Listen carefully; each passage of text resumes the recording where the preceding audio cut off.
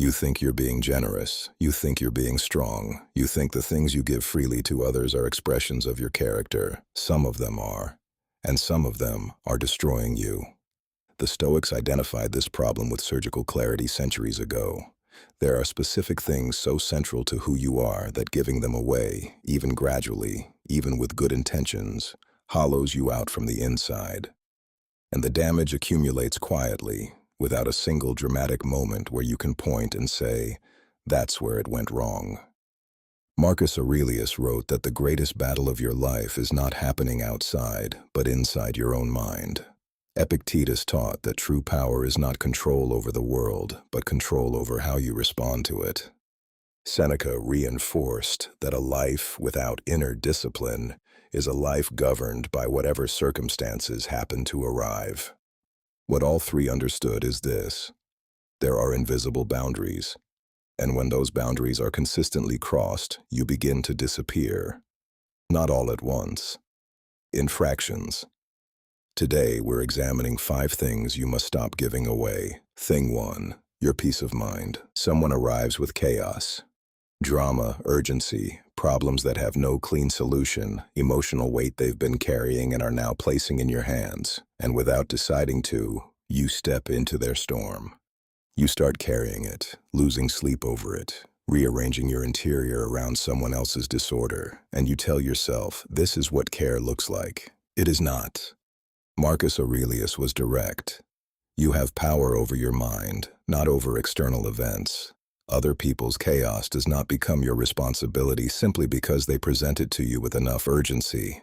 A man who has developed genuine discipline listens without absorbing. He is present without drowning. He understands the difference between extending support and surrendering his own stability to fund someone else's. Your peace is not a luxury. It is the ground everything else stands on. And if you allow anyone to plant anxiety in that ground without your conscious permission, you will not harvest peace from it. You will harvest whatever they brought. Protect it, not selfishly, strategically, because a man without inner stability cannot genuinely help anyone, including himself. Thing 2. Your time justifying yourself to people who have already decided. They question you. They doubt you. They ask you to explain, defend, prove, justify, as if your existence requires their ongoing approval to be legitimate. And most men respond by trying harder to be understood. More explanation, more evidence, more attempts to finally say it in the way that makes them see. Epictetus identified the trap precisely. If someone criticizes you, examine it. If it's true, correct it. If it's not, ignore it. The men wasting their energy trying to convince those who have already decided not to understand are not engaged in honest communication. They are engaged in a performance for an audience that did not come to be persuaded. A disciplined man recognizes this early. Those who demand constant explanation will never be satisfied by it, because the explanation was never the point. The demand was, stop constructing arguments for your own worth. Your time is finite. Every hour spent justifying yourself to someone who refuses to see you is an hour that belonged to something real, something that would have actually used it. Thing 3. Your self-respect in exchange for belonging. This is the subtlest one, and possibly the most damaging. You want to be accepted. You want to belong. And so you adapt. You make yourself slightly smaller. You laugh at things that don't sit right. You agree with positions you don't hold. You absorb treatment you would never choose. And people may accept you, but they are not accepting you. They are accepting the edited version you constructed to avoid their rejection. Seneca wrote that it is not the man who has too little who is poor, but the one who craves more. The craving for acceptance at the cost of who you are is an emotional debt with no ceiling. It grows every time you pay it. A man who would rather be alone and intact than accepted and hollow has understood something that most men spend their entire lives avoiding. The moment you abandon yourself to fit into other people's spaces, you stop existing in your own. And recovering yourself from that loss takes far longer than the belonging was worth. Before we continue, this is where most people quit. If you're still here, you're different. Subscribe to this channel. Not for motivation, but for mental tools you can actually use. In a world of noise, we offer direction. In a world of distraction, we build discipline. Hit that subscribe button now. Let's continue. Thing 4. Your forgiveness, given without wisdom.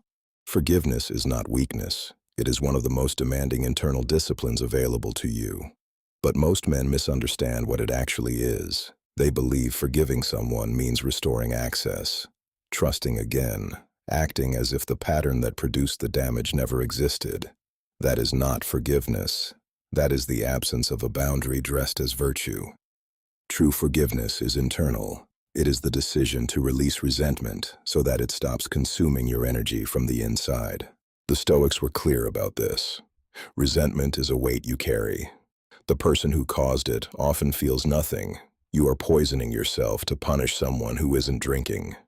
But here is what the forgiveness conversation almost always omits. Releasing resentment and restoring access are two entirely separate decisions. You can let go of the anger and still remember precisely what the pattern was. You can forgive the person and still remove them from proximity to what matters to you. Marcus Aurelius recognized human fallibility with extraordinary clarity, and he also governed an empire with careful awareness of who had access to what. Those two things coexisted without contradiction. Maturity is not pretending the lesson didn't happen. It is integrating it without bitterness and acting accordingly. Thing 5. Your loyalty to people who have not earned it. Loyalty feels like virtue. It is, when it's placed correctly.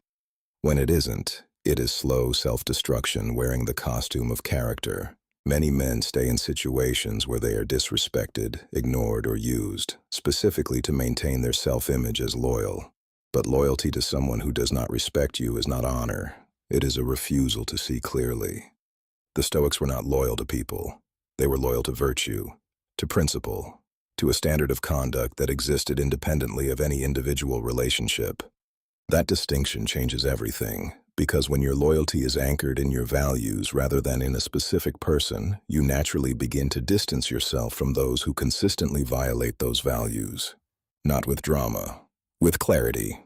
A disciplined man does not give loyalty based on history alone. He observes current behavior. He notes who is genuinely present and who appears only when they require something. He recognizes the difference between someone who values his energy and someone who treats it as an inexhaustible resource, and he acts accordingly, not coldly, with the precision of a man who understands that his loyalty is finite and therefore cannot be distributed without discernment. 5 things. Your peace of mind, your time spent justifying yourself, your self-respect traded for belonging, your forgiveness given without wisdom, your loyalty extended without discernment, each one genuinely yours, each one capable of being given away so gradually that you don't notice until the account is empty. When you begin protecting these things, something shifts, not dramatically, in the specific, quiet way that real change always moves. You stop reacting to everything that arrives and start governing your own direction. You become more stable, more selective, more genuinely free. Not because the world became easier, because you stopped funding its access to what was never meant to be freely available. The Stoics protected their interior like men who understood what it cost to rebuild it. You should do the same.